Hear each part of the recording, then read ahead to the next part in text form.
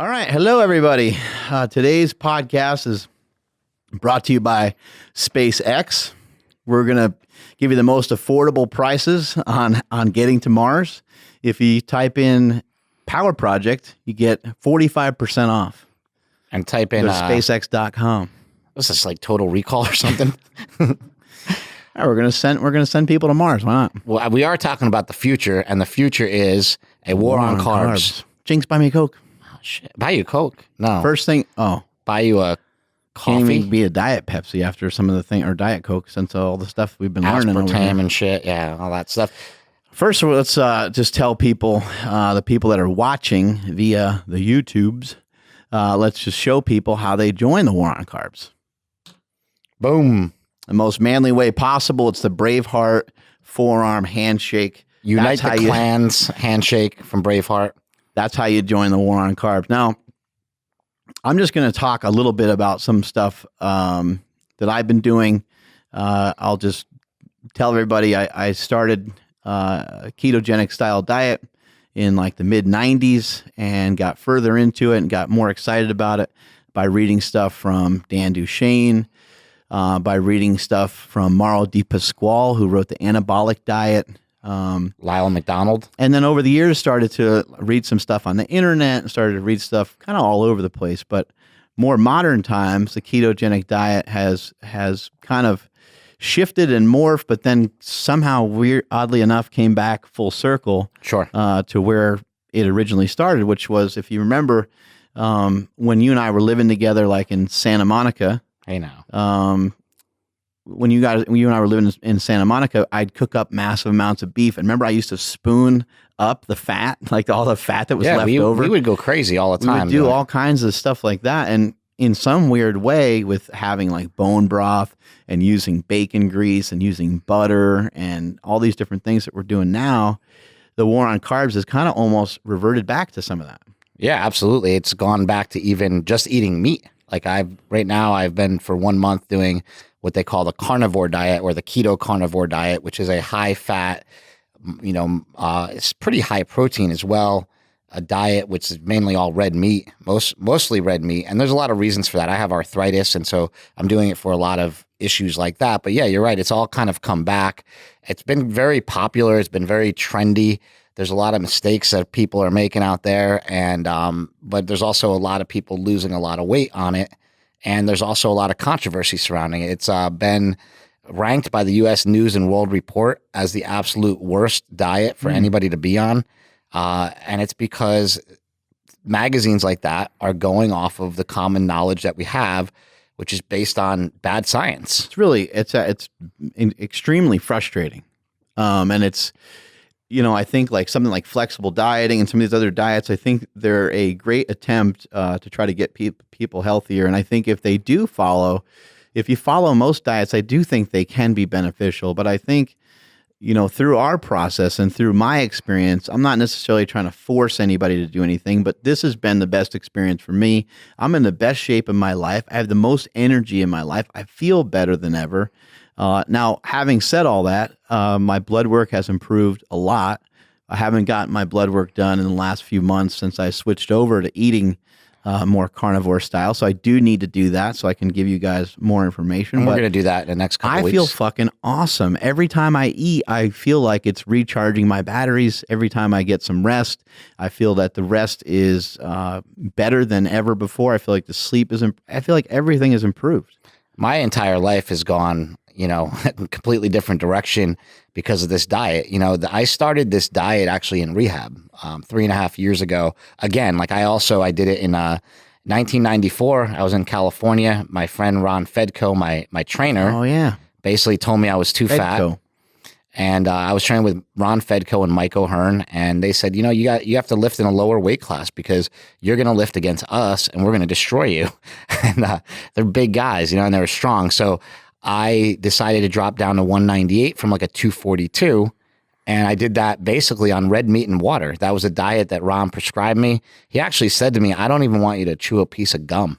That's what he told me. I did that for a good month back then. There's something really big though that happens when you get that strict. Like there's a reason why the military doesn't, the doesn't allow you to have whatever hair you want. And there's a reason why you got to shine your shoes a certain way and fold your, or make your bed a certain way. And all this stuff it's a very particular reason. And it helps to build up tremendous amounts of willpower. I don't feel a lot of times that the other diets address that, and not necessarily that they don't address it for fitness people, because I think fitness people are pretty disciplined. They already have some pretty good willpower. But for somebody like our mother, I don't think you can say, hey, like, just try Weight Watchers. You're going to lose. She can lose some weight doing it, but she's going to gain it back, which she's done many times. And over. I think the best way to approach it is to not push anything on anybody and just provide information about like what I'm doing, and you lead by example. And if anybody has a problem with it, they can change the channel, they can turn it off, they can whatever. Mm-hmm. But it's not even worth your time to address the negative comments, because they've already been addressed by science. Like everything's been addressed by science. We know that red meat, for example, has more nutrients than any vegetables on the planet. We know that beef liver, which we just found out, has way more nutrients than even red meat. The organ meats of cattle have such high values of nutrients. And what happens is when you're eating a diet, say you're on flexible dieting, right? I think it's something that is lost in nutrition. You're I think that people aren't thinking about being nutritious. So check this out. You're in flexible dieting, right? Our bodies need glucose. We have to have glucose and we have to have insulin, but we will make as much as we need. So when you get rid of those things and you replace it with higher nutrient value foods that have vitamins and minerals and all sorts of other things in them, what you're doing is you're feeding your body that, like you said, you feel plugged in. That's why you feel plugged in. You're getting the nutrients that you need. You're front loading the nutrients. Even if you were to have carbs, I would recommend everybody, if you're going to have carbs, eat the foods with the most nutrients first and then have your carbs. Like if you were doing a carnivore diet, but you wanted to have, like, say you wanted to throw in some rice, eat your meat first and then eat that, because what's going to happen is you want to fill up on nutrients. You don't want to fill up on calories. And I think that that's something that needs to be addressed as well. Calories do matter, on keto. If you want to be lean, if you want to lose weight, calories matter. I haven't really lost weight in probably months, but I feel like I'm getting leaner all the time. So I feel like I'm losing body fat. Here's a couple easy things for people to wrap their mind around. Your caloric intake matters. The amount of food that you eat matters. You're at some point going to need to find or start to develop some better discipline towards even just how much food you eat. But utilizing something like intermittent fasting and doing things like a ketogenic style diet, those things are going to teach you about something that you need to be in tune with, which is already programmed into our body after millions of years, is just being hungry. You're going to have to learn what hunger truly is. How hungry are you really? Now, you don't need to ever starve yourself. I got into a habit of doing that a little bit too much, and I quickly pulled myself away from it and moved on. But some intermittent fasting can be fantastic, and in my opinion, it's great to utilize because it teaches you how hungry you truly are. I think it's important to redevelop or reestablish what food is. Food is fuel, right? And for so long, we've made food like fun, and we've made food like, all these other things that it's really not, and it's not meant to be. And it's caused a lot of problems. It's caused like a lot of diabetes and cancer, and it's caused a lot of heart disease and things like that. And we know that if we plug in the right nutrients at the right times, that we can have a more healthy and productive life, and we can feel better. For me, it's completely changed like my outlook on everything. It's completely changed my willpower on everything. So, being a filmmaker, when you're fueling your mind and your body the right way, I've been able to just work harder. I've been able to do more. And you always say like, do more, become more. Doing this diet has increased my energy, increased my focus, and increased just the amount of work I do overall and the output that I have. I think that that's an amazing point, and that's something that we don't even talk about much. I think there's so many people that are so fired up about being an entrepreneur and running their own business and doing all these different things. I think that a ketogenic style diet would benefit you greatly. I think you're going to get ahead of the next guy by simply doing a ketogenic style diet. utilizing intermittent fasting, making sure you're hydrated, and getting enough sleep every day. And I think people need to know some resources. Like you talked about some simple things people can do. I can recommend, I've been doing a ton of research for the movie that we're doing, and I can recommend a couple things. First of all, everybody that's listening to this needs to listen to our boy Joe Rogan. You need to listen to... Yeah, Joe Rogan's fantastic. Why aren't you listening to Joe Rogan? Yeah, first of all, so Nina Teichholz on Joe Rogan, Dr. Sean Baker, Dr. Dominic D'Agostino. All these people have been on Rogan. There's a lot of diet people. Gary Taubes, he was amazing on Joe Rogan. Even listening to some stuff from Tim Ferriss, who's not necessarily, not that he's for or against keto in any particular way, but he's talked many times about low carbohydrate living. Yeah, a lot of people do. And so there's a lot of books out there that are great. If you want to know why our food system's been bastardized, there's a book called Sugar, Fat, Salt, which is absolutely mind-blowing. That shows you what they do to food to make it addictive. And once you read that, like once you really understand what's in Pop-Tarts and shit like that, like you will not eat it. It's terrible. Like if you're flexible dieting and that's part of your diet, I know most people say, well, that's not part of my flexible dieting or whatever, but if it is, it's awful, right? And there's a lot of these awful carbohydrates, these processed carbs that are really it's just not doing detrimental. Anything. It's just not doing anything towards your goal. Exactly. You know? It's doing things opposite of your goal. And so maybe you start to research and maybe you start to develop most of the stuff that you do, maybe most of the behaviors that you do match up with your goals. And that would be a great place to start. It's like, can you find some stuff that has a little bit of junk in it? Like we recognize that sugar in high amounts is bad, but what if you had 15 grams of it for the day? Or what if you had 20 grams of it for the day and it was a dark piece of chocolate at the end of the night or something like that? And I want to be very clear and very honest about this. The only way you can, first of all, it's just like AA, it's like sobriety for me. The only way you can get sober is to be honest with yourself. And the only way to get in shape is to be honest with yourself.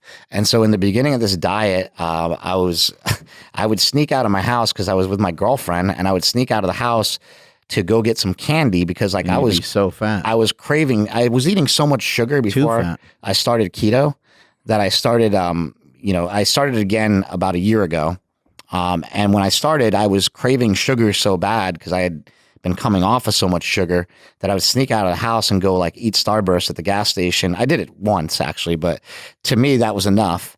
And slowly, like I was a Diet Coke addict, and I was still a Diet Coke addict up until a couple months ago. So it's a learning process, right? For me, it didn't start out. It's going to take time. You're not going to just you're not going to just cut out everything. I don't suggest people just say, okay, tomorrow I'm just going to start eating just meat. What I suggest is same thing is if you're going to try any diet, don't go jumping into a huge caloric deficit. Don't even have a caloric deficit unless you're experienced with dieting. Don't even bother to have a caloric deficit. Just get used to your foods. And in terms of a ketogenic diet, just get used to the feeling of not eating carbohydrates. But if you go in and you're all in from day one, and you're going to all of a sudden change, and you're going to fucking work out at 4 a.m. and you're going to work out twice a day, and you're going to do all this shit, and you're going to be on keto, and you're going to be in a caloric deficit, you are going to feel like shit. And you're going to blame the fact that you're not eating carbohydrates when that's not really the actual problem. That's part of the problem. But the main problem is you're not hydrated and you're not taking care of yourself well enough. You're in a caloric deficit, but you're not nutritionally charged enough to really match what the exercise that you're trying to do. The fact of the matter is when you're doing a ketogenic diet, you're going to switch from being a sugar burner to a fat burner. I think a lot of people have heard sometimes that. It takes a little bit of terminology. Sometimes you're going to be adapted and stuff, right? Yeah, sometimes you're going to be on that bubble. And it takes like really about 3 months to completely shift over. You have to not be eating carbs for like about 3 months to really, really shift over. I personally just think it's people being a bunch of pussies, but we have enough people that have bitched about it over the years to where we do have to address it. Yeah. And so, but here's the real fact of the matter where people are missing the point because they keep talking about, I need carbs, I need carbs, I need carbs. I'm not fat adapted yet. Your body can only store 2,000 calories a day, 2,000 calories of carbs, right, at one time. It can store 40,000 calories of fat, right? So if you just look at it over time, the amount of endurance that you can go on 40,000 calories is forever, right? Yeah. So people don't get as tired. They don't wear down as much. There's so many great benefits to this. Years ago, there was the Caveman Diet, right? That's what it was called, where you just ate once a day, right? That was it the Warrior Diet? Oh, Warrior Diet. Yeah, and you went like Caveman 16. was more paleo. Oh yeah, you went like 16 hours or something without food or something, or 18, and then you just kind of could go haywire at the end of the day. You could actually eat whatever you wanted for 6 hours. Yeah. But we learned Something like that. We learned that if you eat whatever you want, even Rob Wolf says if you that was also John Kiefer's diet was a little similar to that. But also Rob Wolf said if Backloading. you just intermittent fast, if you just did that for 18 hours a day, 18/6, that he's like, you might not even need to do keto, and that might be an answer for a lot of people that are listening. What about intermittent fasting and some walking? Yeah, You know? well, all those things are great. So like, if you you don't walk 10 minutes twice a day, if you and don't want to intermittent give fast, up your carbs, maybe something like that is a better option. But I guess what I'm saying is dosage, right? We're talking about, like you said, with rehab, you mentioned reducing harm. So maybe you're just reducing harm. Maybe you're having 1 soda rather than 14. Yeah, and I think that's a big issue. It's just like reducing the damage, you know? I went to eat with Jake and you a couple days ago, and we went to De Vere's, and you and I got some burgers and stuff, and Jake always likes to have soda. Coke. And so he ordered a Coke when we sat down, and he knows it kind of drives me crazy if he gets more than one. I don't try to be a crazy fit dad. I'm not trying to like have him run around the block and shit and burn a bunch of calories or anything crazy like that. But I do want to see my children be healthy, and I want them to. I don't want them to later on say, "Hey, how come no one ever taught me about this?" Especially when I've been accumulating so much knowledge on these subjects. So I've told him for a while now, "Hey, just have one," but he'll still order a second one a lot of times. He's 14, you know. So the waitress or somebody comes over, and they ask him something. He basically just says "sure" to everything because that's what you do when you're 14. But the other day I kind of made fun of him, and I told the waitress no, which is kind of embarrassing to him because he's his own person. He was about to say yes. Yeah, I know. Yeah, he's old enough to speak for himself, but I don't want him going down that road. I don't. Once you're fat, you're fighting a tough battle. So I don't want him or Quinn to have to really go through any of that the way that we did. We had to fight. I struggled with it every single day. We still fight it now. We're still fat. I struggle with it every day, and it bothers me emotionally and mentally a lot, like a ton. Yeah. And so I think that like not wanting to put your kids through that is awesome. Like I think that not having your kids struggle through being fat and getting made fun of for that particular reason is a great reason to limit what they do. But we went out for Jake's birthday. And on his birthday, the waitress came over and said, "Do you want another Coke?" And it's his birthday, and you're like thinking, well, it's his birthday. I was wondering if you were going to shut him down. And he shut her down. He said, "No, I'm good." And I was like, wow. And you're like, that was great. It was your birthday. Up and I was just about to jump in, and he already kind of but you look so proud too. You're like, I got him. You know, if you're listening to this right now and you got kids and you can't figure out how to get the animal crackers and everything else away from them, you don't have to get it all away from them. You don't have to take everything away. Talk to your children about adding stuff to their life rather than subtracting stuff. I personally don't love to eat a lot of vegetables, but maybe there's ways that you can introduce things that your children like. Maybe there's some healthy forms of yogurt, some vegetables that they already like and appreciate, and talk to them about adding some of those things in rather than saying, "Hey, we're not having Doritos ever again. We're not doing this anymore." Encourage them to try to drink, figure out ways of tricking them into drinking more water. Also, having more protein, going on a walk, all these things. People are out there watch, Netflix and stuff. My editor on Bigger, Stronger, Faster, Kurt Engfer, made an excellent movie for parents to watch with their kids. It's called The Kids Menu, and in the Kids Menu, they teach a lot about. I never heard of it before. You never told me about this. Organic farming. And they talk about like how if the kids grow their own food, they learn respect for the food and they learn how to take care of it. And it helps them to like eat, to make better options. Right. And so like, we're not trying to launch a war on carbs for kids, but we're trying to say like, if you do have kids, like there are other options. There are ways to get your kids excited about food. And what ends up happening is when they teach kids about food, those kids go home and they tell their parents, "You're eating bad." Yeah. You can't eat those Doritos. They tell the parents. If you really love your children, I think it's a good thing to try to be involved in their life. And if there's any problem, they're not getting good grades, they're fighting with people in school, they're getting fat. I mean, these are problems. Like it's not. I know it's a sensitive thing, and you don't have to say, "Hey, you're getting fat, and I'm taking away all your food." It doesn't have to be an embarrassing, crazy struggle, but maybe just start to think about your habits and what habits are you doing in front of them, and what are you encouraging? Are you rewarding? Are you a big part of the problem? Is there just way too much food in your house? I think, I'm not saying that I'm perfect at any of this. We have I remember reading a story, way too much. We have way more. Recently, somebody was talking about they come from another country. I forget exactly what it was, and every Christmas they get a piece of candy, like a piece of chocolate. And it was like the biggest awesome thing to get like that chocolate on Christmas Day or whatever, right? And I was like, well, why is that so awesome? Like, that's the only day we were allowed to have it. Like, that's the only day we got it. So for us, it was like a treat, right? But for most kids, it's every day. Like every day they have candy. And that's what the problem is. The problem isn't candy. The problem is excess. Right. On anything, the problem is going overboard with the doses. I think, some things that people need to also really watch out for when they're looking at diet is they need to really be cautious of absolutes. All the people that we're talking to the leading experts in the entire world on ketogenic style diets, on diet, on nutrition in general. And what do they tell us all the time? What? Not to speak in absolutes? No, they just tell us they don't know. Oh yeah. When we ask them like a specific question a certain way, we'll say, are carbohydrates bad? And they'll say something like, oh, well, here's what some of the evidence shows this, or carbohydrates in excess for a long period of time and not exercising can cause diabetes. But do we know the direct cause of this or that? They'll tell you, even though they research it themselves. A lot of times with a lot of the questions we've asked, they were like, we don't really truly know, but here's where all the information is leaning towards.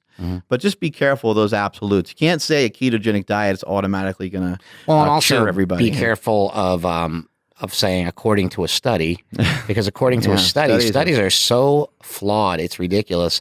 So when you look into scientific studies, they're always sponsored by somebody. Somebody's always paid for it. Somebody's always paid for the results. They call a lot of these places results people draw upon whatever study they want too. They're not looking at all the studies. They pull up the one that they can utilize that has their message behind it. Well, look, there's a million studies. Well, not a million. There's a bunch of studies out about stuff for ketogenic diets, like exogenous ketones, for example. You and I have both used them. I used them extensively. I must have been through 30 bottles of exogenous ketones this year. And word's still out. We don't really know. They didn't do anything for me. Like they might have done something for me, but like they didn't. You didn't really notice? No, I didn't notice at all. I didn't notice an increase in energy. I didn't notice an increase in brain function or like all these things that these things claim. Yeah, when I was are marketing. When I was utilizing them, and I was training a little bit heavier. The only thing I noticed, but I started to kind of look at the ingredients more.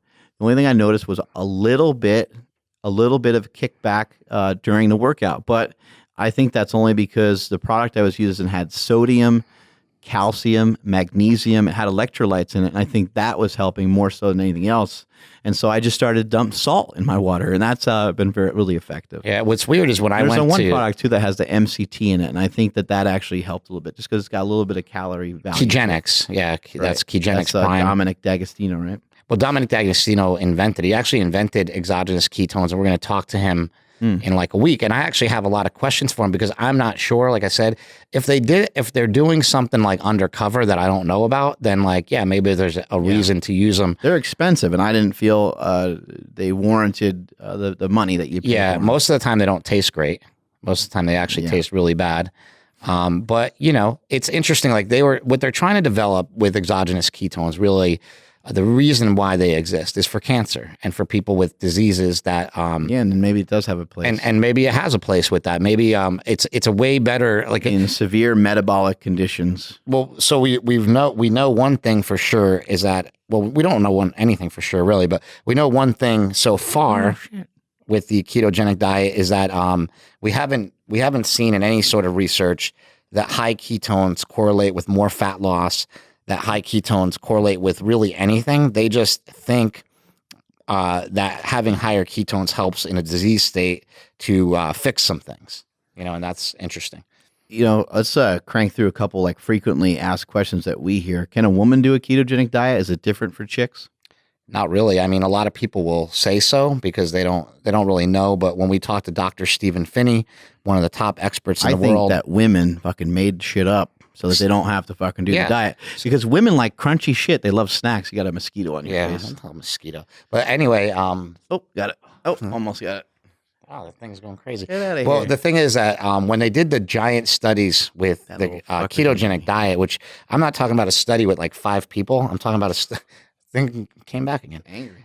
I'm talking about studies with like, it was like 6,000 people that Dr. Finney's talking Yeah. about. And in those 6,000 people, 67% of them are women. And everybody in the study, they took their carbohydrates away basically.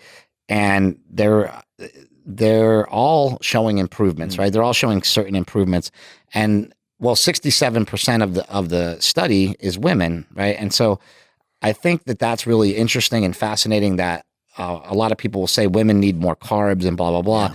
When they're pregnant, we're talking about a different story. That may be the case. It may not be a great diet or a great idea to be on any sort of diet except for something that you're comfortable with. Yeah, well, I think like maybe when you're pregnant, just eating clean, not eating a lot of processed foods and things like that is probably a good idea. And but when you're pregnant, yeah, I can see how like changing your diet. But even before then, like if you're gonna get pregnant and you're doing, I don't have any plans. yeah, but if you're a woman and you're gonna get pregnant, you're gonna do a healthy ketogenic diet.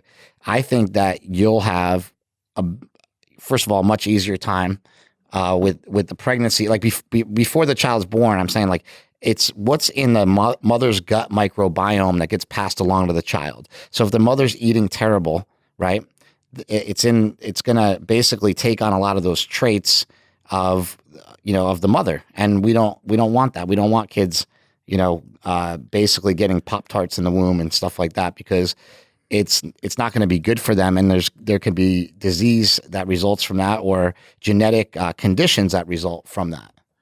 It's something else that pops up quite a bit. My personal view of it, like in my household and my in-laws, my brother-in-law has benefited from the diet, and he lost a lot of weight, and my sister-in-law has lost weight from the diet as well.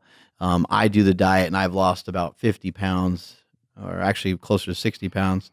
And you're killing it as well. But April and Andy haven't lost that much weight. Like they've lost some weight. They feel better. They feel that they feel that they look better and they feel more efficient and stuff. But I think the reason why they haven't had nearly as much success as some of us is that we had a lot of fat on our bodies. Yeah. These were not fat women to begin with, and we were fucking fat. And so we had a lot of weight to lose. But I think also, too, what I see from my wife, I can only speak for what happens in my house, she kind of picks at food a lot. Yeah. She'll grab a little pepperoni, so I think she looks fucking amazing, and I love the way she looks and everything. But I think that if you are a person that really wants to lose weight, if that's really your goal, you have to kind of force it. Whenever there's a goal, you have to force it. You have to right? fucking force it. People talk about stuff happening organically. I think that's bullshit. Things don't just happen. You have to really force it. You have to make it happen. But the way, my game plan for the diet is actually a long-term game plan. Like when I got back on it, that's actually something that April said. She said, I want to lose 10 pounds over the next 2-3 years. That's kind of how I am. Yeah. I was like, wow. I was like, somebody gets it. Yeah. I was like, I never fucking heard anybody say that before. But that's amazing because most people are getting fatter. So if you literally just don't get any fatter from now until the time you're 80, you'll be less fat than everybody else. Something that stuck in my head was Matt Vincent. He said something, you asked him a question one time and you said like, what's your goal? Or he goes, I just want to be 1 pound less than I was last year. Yeah. And it was like really weird. You're like, what are you talking about? And he's like, well, most people put on fat every year. They put on like, a couple pounds here, a couple pounds there, and it adds up over a decade and you're 30 pounds heavier, right? So I think that that's really important. Just something really simple like that. Like I want to weigh a pound less than I was this year, and that's amazing really because it is a long-term thing. And if you switch your food choices, it's not just your body composition is going to change. So like, even though you're not losing weight, you're going to be building muscle and you're going to be losing fat and sort of trading it in. And that's sort of what I've been doing. All I notice is that when I get my body fat checked and stuff like that, the body fat is going down, but the number on the scale is staying right about the same. How do you control cravings? Like, there's so many good foods out there. Like, I for myself personally, I get smashed a few times a day from these pulses that just make me want to go in and like destroy a fucking burrito or something like that, or makes me want to eat candy, especially at night. Like nighttime is really hard. How do you manage cravings? Nighttime is hard. It's difficult, especially like if you're by yourself. That's and when stuff. The freak in me comes out. Well, you know when they say what? It's what you do when you're by yourself that like really matters, and those are the moments. Those are the championship rounds right there. That where you have to I like. actually had a friend tell me to whack off. Yeah. Well, He that's just said you should whack off, but it is satisfying, and look, and it totally works, and then you go to sleep. well, it is that does work. And there is other Hey, what'd you do instead of eating a candy bar? whacked off, and there are some things that you can do. Like bone broth is a great example. Protein is the most So satiating. there's fat people listening right now are like, dude, come on, bone broth. They're not even fat people. People that have taste buds that want to Okay, eat well look. some Taco Bell. Yeah, but that's the thing. Is like, well, so make something that tastes like Taco Bell. Go get some ground beef, get some taco seasoning, get some cheese, get some sour cream, get some guacamole, mix that shit up in a pan and just don't eat a shell and you'll be fine. Like you can make almost anything keto. There's some flexibility within the diet itself. You can have days where you are intentionally trying to eat less. You can have days where you utilize intermittent fasting. You can have days where you're like, you know what? Just shit is not going the way I want it to go, but I don't want to be off my diet. I set a fucking goal for myself. I made a commitment. I'm going to stick to this, but you know what I'm going to do? I'm going to eat as much as I fucking want today. And I really like cheese, and I like red hot sauce, and I like this, I like that. Go ahead and fucking pile it on. Eat as much bacon as you want. Benjamin Franklin said it best. There is no better cure for disease than fasting. That's a line from Benjamin Franklin. God damn. How did he know? I don't know. He must have known something. I don't know. But, you know, it's like weird how these quotes come out. But I actually saw that like yesterday in a book. And I was like, that's really You weird. sure that wasn't a Burdick quote? No. Because he quotes the wrong people. What about, so with I thought you meant cravings, because he looks like Benjamin Franklin. so with cravings, like what I've personally done, especially when I first started the ketogenic diet more recently, is I used a website called ruled.me. And I learned about fathead pizza, and I learned about fat bombs and some of these different recipes. I have a YouTube channel called Keto Strong where I make some recipes. I make the keto ice cream. Yeah, keto ice cream. I also make this cheesecake that rivals any I remember Andy cheesecake makes good bars, and they taste just as good as anything. Now, like Cheesecake I'm so bars. deep into the diet that stuff is such a distant memory to Call me. that deep purple. Yeah, back when we used to pee on keto sticks. But that stuff is such a distant memory to me because I've completely gotten out of cravings. So like even with the carnivore diet, when I first started it, I think like the second day in, I smashed a bunch of keto cookies because I was like, you know, I couldn't take it, you know, or whatever. And then I finished those off, and after I finished those off, I'm like, you know what? You think of like willpower as being something related to wisdom. Like you don't have wisdom when you're 20. You know, people admire the guy that's 70 that kind of always says the right thing all the time. And I think your willpower, if you don't have any willpower right now, don't worry because it can be built. You got to build it every day. I don't think people understand that it can be built. I don't give a fuck what someone's eating. Brick by brick. I mean, each person should do it their own way, whatever way they feel comfortable. But for me, I watch somebody else eat, I'm almost in disgust. I'm like, this motherfucker's getting behind, and I'm getting ahead. I'm getting towards my goal more. Yeah, I don't get judgmental towards people, but what I do. But what I will do is say, like when people say, "Well, keto doesn't work," and like then I will be judgmental. And I'll say, "You don't have the you're not doing you haven't really tried it. A lot of people haven't tried it. Yeah, you haven't done it the right way in order for it to work for you. So like it'll work. I'm not going to say it'll work for everyone because there's not absolutes.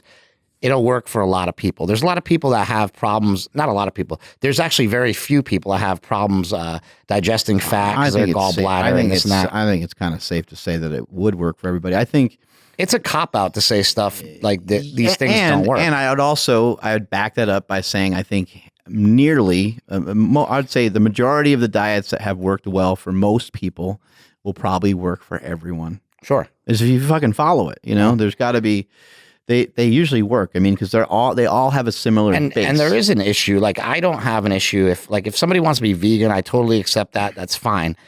You're not going to get the nutrients that you get from meat out of vegetables.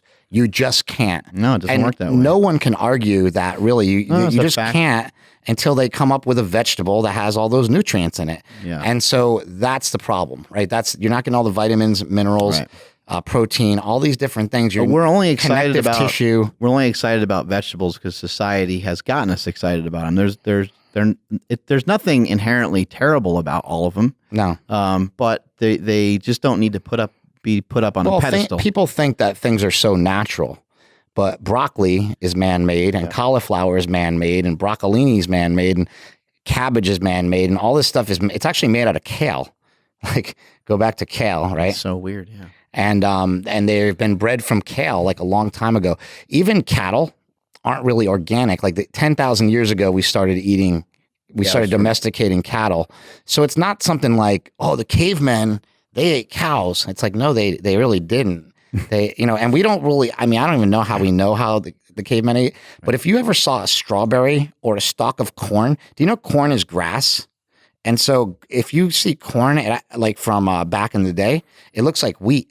Right. Like it looks exactly like wheat. And if you see a strawberry, a wild strawberry, they're about the size of the tip of your pinky. They're so small. Yeah. And we were in the store yesterday. I'm like, these strawberries, it's almost disgusting to see how big they've grown them and how big they've made them. But we talk about all these things like GMOs. I don't eat GMOs. It's like, yes, you do. Yeah, everything. That's the problem. Yes, you do. Everything kind of is that way. Yeah, exactly. And so that's an issue, right? So I think that we have to just start communicating more with each other about like what food really is and how food really works. Mad. Everyone gets so mad. I'm not mad. Like I ain't mad at you, bro. Yeah, that's the thing is like when I talk about nutrition or whatever, I'll say what I want to say. And people can tell me that I'm wrong, and I might be wrong a lot. But the thing is, I have an opinion. I'm going to say it, but I'm not going to get mad for you sharing your opinion. And I'm not going to just say you're wrong either. I'm going to let you voice your opinion and let other people decide. Yeah, but if you want to lose weight, then this is a diet that you should give a try because we've had success with it. And there's been thousands of other people that have joined in on the war on carbs that are losing weight too. I have, I can, show people, I can post these online. I have hundreds of emails, hundreds. Yeah. I have hundreds of comments on Instagram. I have hundreds of people contacting me saying that you changed my life, right? Yeah. And I had that before with Prescription Thugs with sobriety. When I got sober, I had hundreds of people saying I got sober. When we did Bigger, Stronger, Faster, we had hundreds of people that started lifting. Some of the top power lifters in the world started lifting because they saw Bigger, Stronger, Faster. All I'm saying is that Faster wasn't meant to be some like motivational speech that got everybody all fired up, but everyone got all fired up. Yeah, and that's people loved it. The thing, and that's what I'm trying to communicate is like I'm just trying to provide information, things that I know about, things that like have helped me, and they may help you. You might think I'm an asshole and I'm full of shit, but they help me, right? And so all I'm trying to do is reach out and grab a hand and say like I can help you. That's all I'm ever trying to do too. And so like, on YouTube and stuff like that, people will make a comment and say I'm arrogant or whatever. I'm just trying to share my experiences with you. And I'm trying to share information that comes at me. People have told me they feel that I'm successful. People have told me they feel that I'm great. And so I am therefore relaying a message back to you on how I got there. I don't think that I'm great. Yeah. I feel fucking great because I have a great family and because I have great friends and I have great people here at Super Training Gym and I love the business and I love the work and I love my kids and all that stuff. But I don't think that I'm great. Yeah. That's a different thing. What did I just read to you before? When you get mad, it's not manly. No. When you get upset, when you get fired up bullshit. and you argue with people online, and it's not manly. It's the furthest thing from strength. It shows such weakness because you're not intelligent enough to smart enough to internalize it the right way. Internalize it, be calm, and respond, and not react to things. And that's words are. I mean, literally, they're just that. Yeah, it's just whatever way you're processing. What does Rogan always say? They're just sounds that come out of our mouth, bro. He always says that, because people get so mad about words or specific. A few other things I think that are important with some of these diets is the word need. People always say they need this. I need carbs. I can't do that. I can't fucking ditch that word. Yeah. And the word need. I can't ditch that word because I need it. Yeah. I know. It's terrible. And I'm probably guilty of this as well. I probably use those words all the time. And I feel I do. I feel that I say I can't. But here's what's great is with hanging out with you. I'm like, I can't.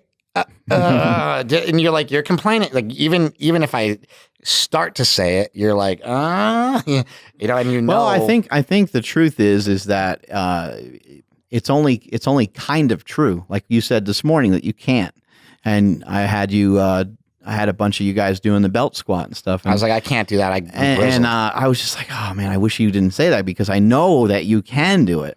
And I know that if I'm watching somebody, I've been training people for the last 15 years, and I know that I'm not going to allow someone to get hurt under my supervision. So like I'm watching, I'm like, it probably hurts. It probably sucks. It hurts for me too. Probably hurts him a lot worse.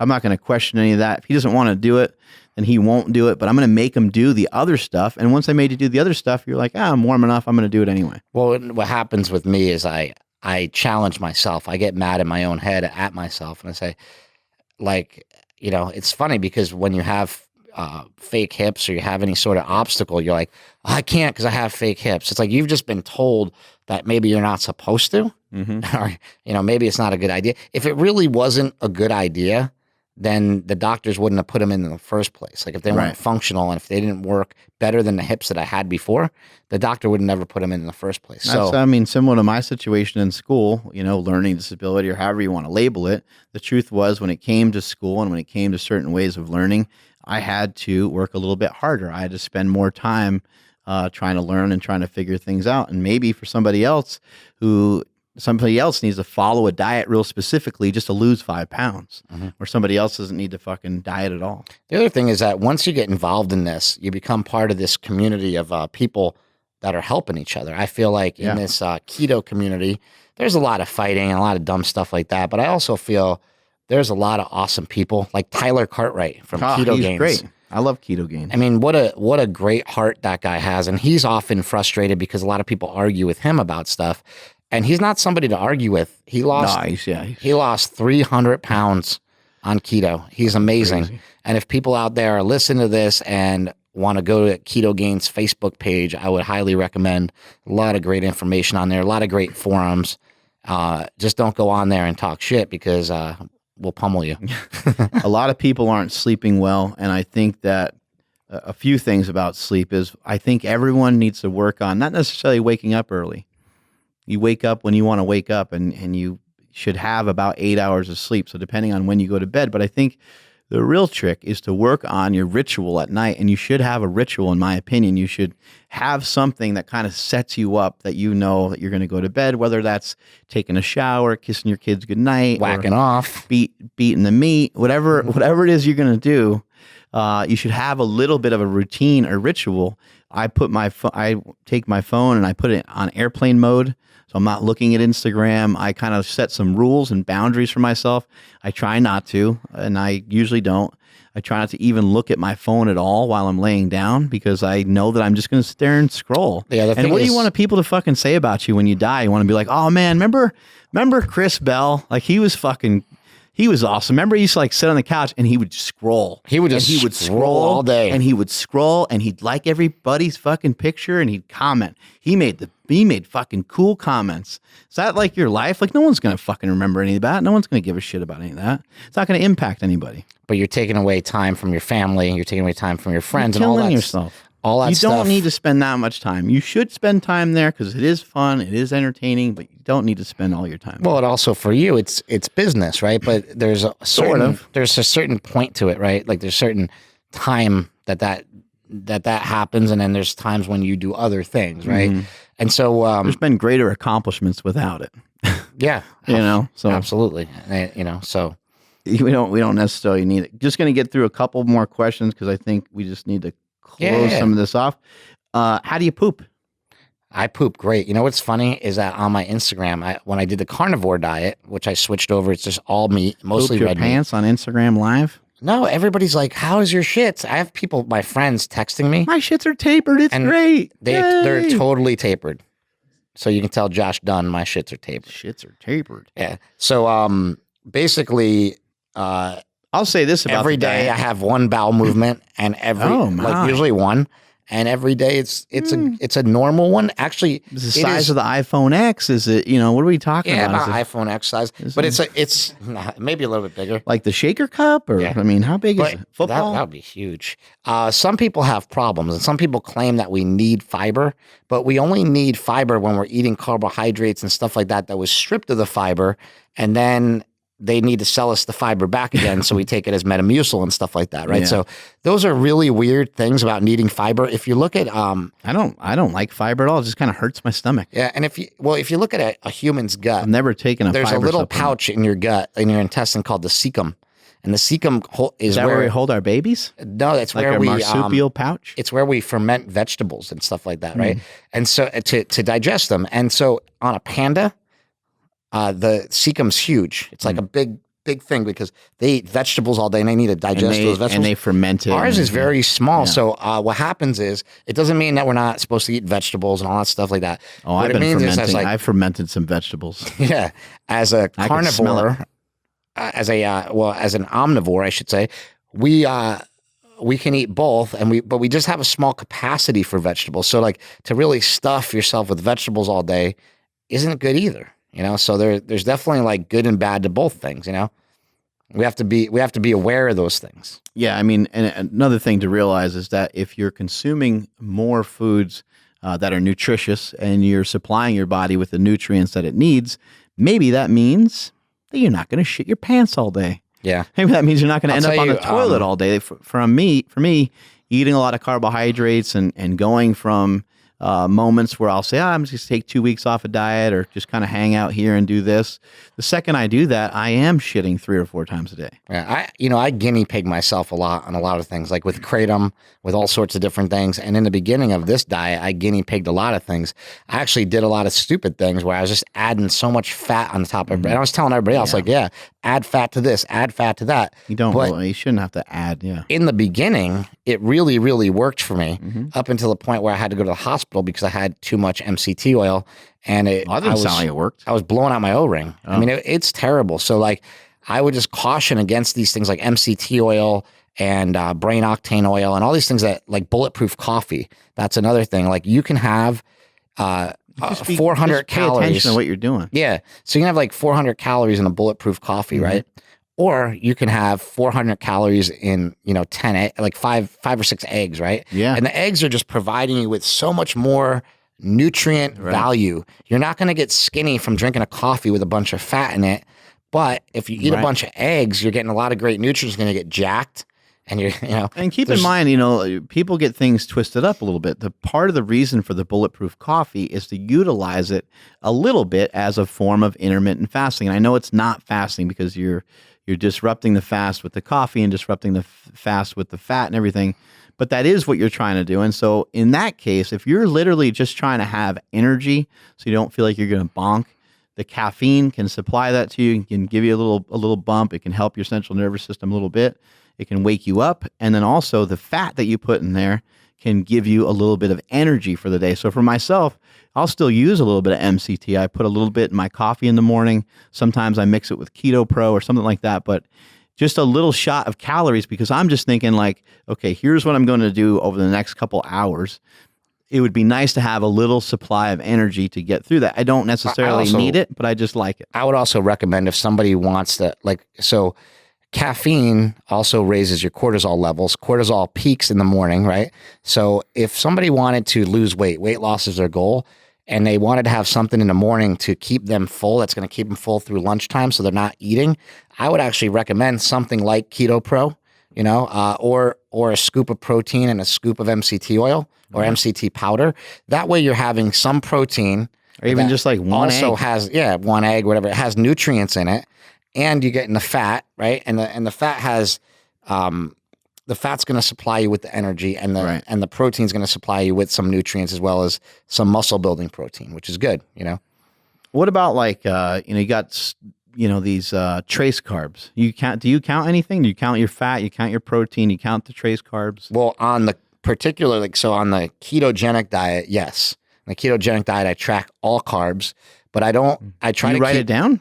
No, I don't. I never. I haven't written one thing down. Oh, you mean just keep track in your head from the diet? But I keep track in my head. So what I do though is I look at the carbs, and I say like, oh, I can keep, if I eat 3 times a day, it's not hard to like. So I don't need ketogenic diet, how many carbs do you try to keep it? Under 30, right? So if you're going under 30. So you'll count vegetables and stuff if you were eating them.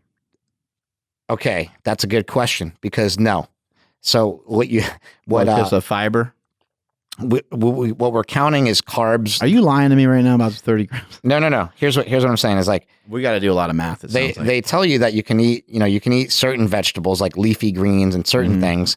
You can eat them like as much as you want. They say I don't really believe in that. Yeah. I think that you should count all your carbohydrates and but I don't count the vegetables because I don't really eat that many. So that's the reason why. Like, I got you. You eat a very small amount, so yeah, it's like not even worth like. Right, and also, I just eat if I eat vegetables, it's just like lettuce. I don't really eat anything else because I'm also allergic to a lot of lectins. Like lectins do stuff to me too. So 30. So like if you're 30 grams of carbs, right, and you have a Bulletproof Protein Bar, which are really good. They taste great, right? Bulletproof Protein Bar has like 15 grams of carbs. But it has like sugar alcohol in it. It has sugar alcohol. Well, it has like, some erythritol, not sugar alcohol, it's erythritol, which maybe is a sugar alcohol. Yeah, any of the tols, I think, are all. It has erythritol and it has some carbohydrates in it. But it has 15 grams of carbs. Just count the 15. You know what I mean? Don't count the 8 because you subtracted this from that. Because when you start getting into doing that, it gets messy and you don't lose any weight. Right. So there's things like keto cookies. Keto cookies are excellent. Right. And by the way, if people want to try keto cookies, they can go to Keto Cookie with a K, 2Ks.com, and they can use bigger, stronger, faster 10. They can get a discount on those suckers. Oh my God. Those are great. Those guys are cool guys. They're great guys, and they're really nice. What I would recommend though with keto cookies is for like you use them once in a while. They're like a great, like these keto treats. They're not everyday treats. Like you have to, like a fathead pizza. You got to suffer once in a while. You have to go like days where it's all keto. Like you got to go like 4 or 5 days where it's all keto, and then like the other 3 days, like maybe you can have a little bit of here and there. It's a more natty keto. Yeah, let's try to do one of my major recommendations. The biggest change that I made was after we saw Rob Wolf. We're making a movie. I wanted to talk to Rob Wolf because he's awesome and his books are great. Paleo Solution. And Wired to Eat. Wired to Eat's a great book. And if you're into eating carbs, Wired to Eat's a great book because it really shows you how to handle all your carbs and how to count them.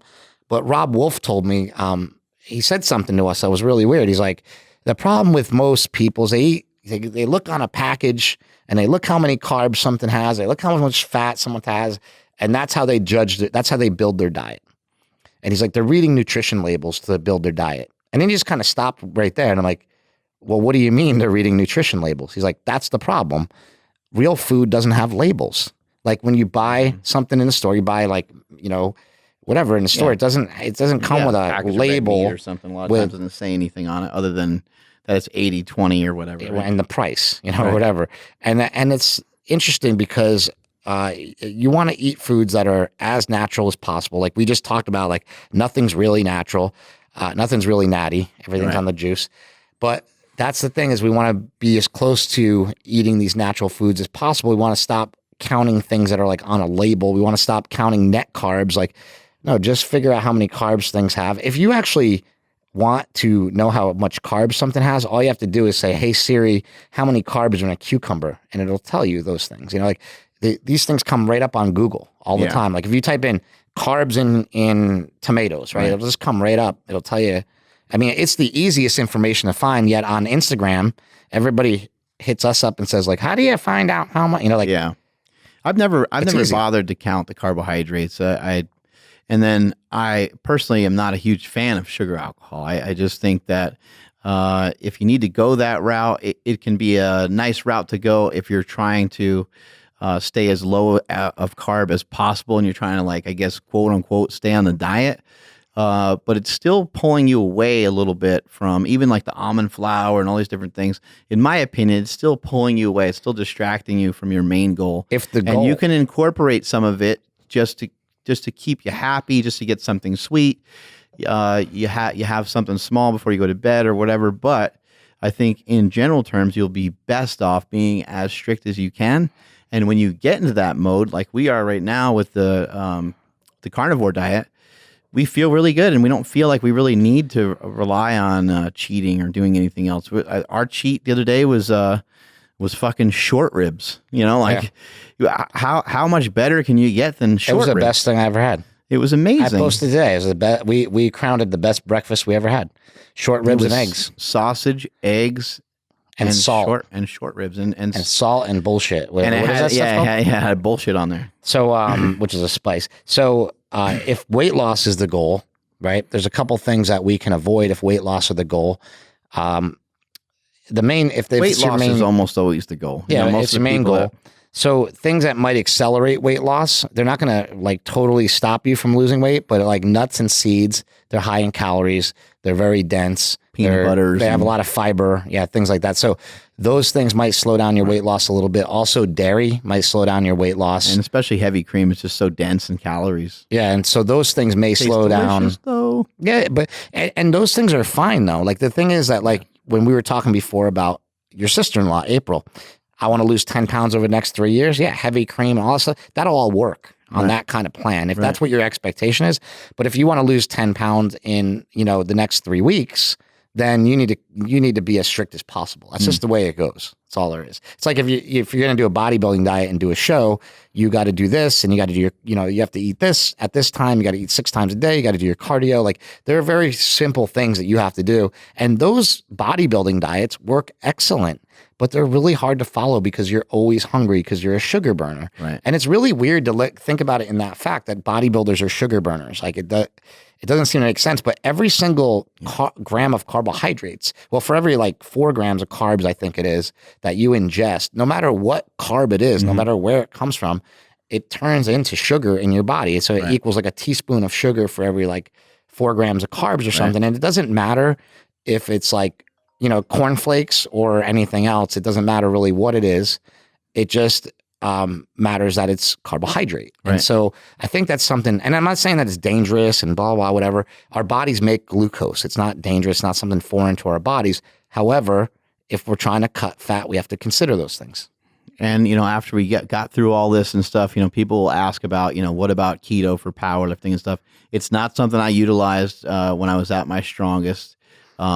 It's not going to kill your strength the way everybody tries to make it out to kill your strength. However, weight loss will kill your strength. Weight loss will certainly affect your strength, and it can affect your strength negatively for sure.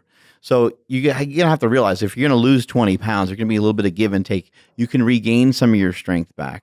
But if your main goal is to lose weight, then just, get on the diet, be all in and get into it. Also, people need to know about things like, and I know there's things that are like N=1 experiments and one-offs and stuff, but things like Dominic D'Agostino deadlifting 500 pounds for 10 reps after fasting for 7 days. It's just really incredible. Like how much stronger you need to be.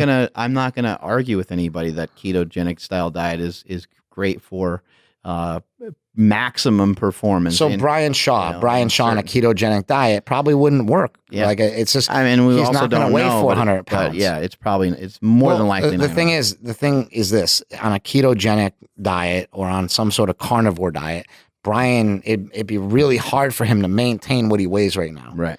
I mean, he'd have to eat like 17 pounds of steak a day, like that Flintstones where. And specifically for bodybuilding, I don't think you're going to really build that amount of muscle that way. I just don't think you're going to. You know what? Possible, also, it just so. hasn't happened yet, right? Like we haven't seen it yet. Well, there's been bodybuilders that have used keto diets over the years, but they usually use a cyclical and they're getting more carbs in.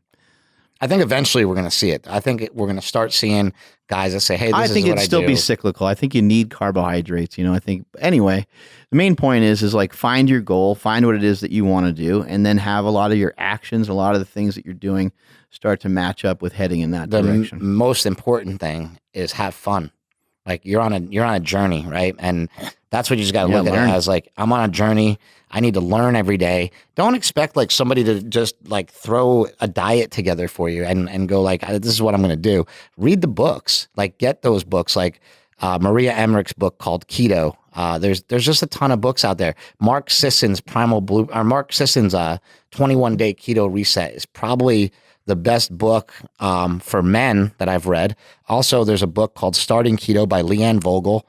great book for women starting keto or men starting keto. It doesn't matter if you want a softer, like if you want an approach that I wouldn't say softer, but like an easier, simple approach that's just laid out for you.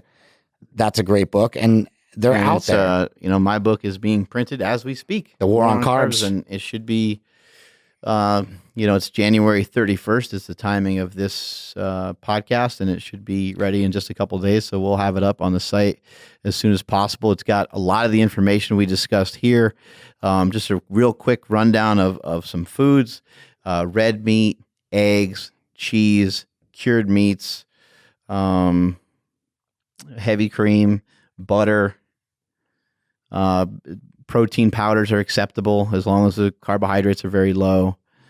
Some nut butters here and there, and I think that starts to be about it. Yeah, and then right? like a lot of people worry about like, should I have grass fed? Should I have this? Should I have that? Don't worry about that too much. I don't think you should worry about any of that yet. Like I think everybody should start Chicken, like really pork, just start fish. Basic.